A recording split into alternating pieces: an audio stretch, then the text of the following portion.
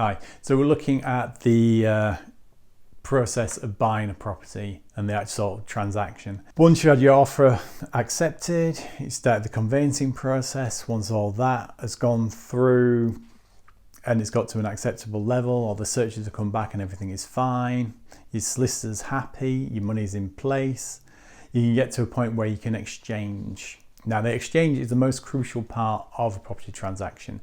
This is where it becomes, this is where it turns from a handshake to a legal contract. And that's what it means. You're exchanging contracts. You are now formally, legally saying, I will buy that house on this day for this much money. And once you've exchanged, that's it. There's no out. Normally with exchange as well, you put a deposit down, same as you would at sort of the auction. Because that is the premise at auction. Once the hammer goes down, you've exchanged contracts immediately. It's kind of an instantaneous thing. Although you go into a back room to sign it all up, you're having de facto exchanged at that point of the hammer blow. Now, once you've exchanged, you are legally bound by that contract. And if you pull out, and this is the same for auction and private treaty, if you pull out, you're liable for all the costs and all the expenses of the seller.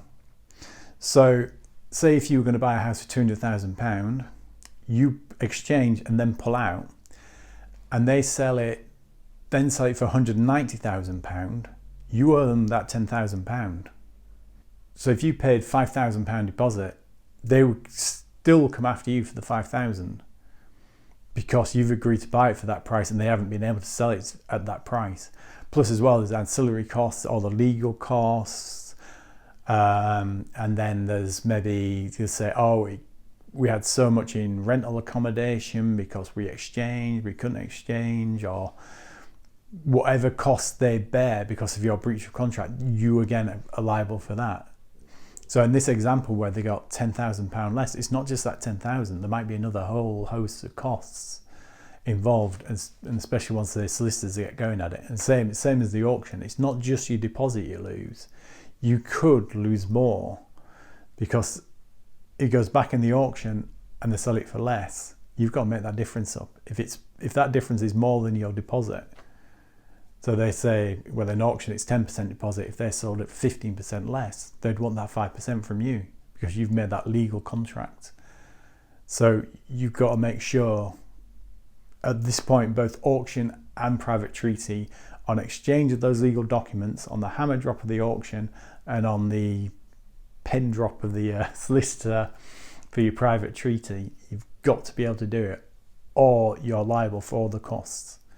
But the great thing about exchange is it gives you the clearly defined date, you will be done by this date. So exchange is the most important time because you're all tied in then.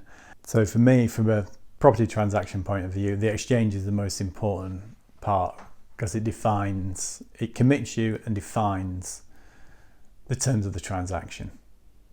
Well, I hope that was useful. See you on the next one. Please don't forget to like, subscribe and comment. Thanks. See you on the next one.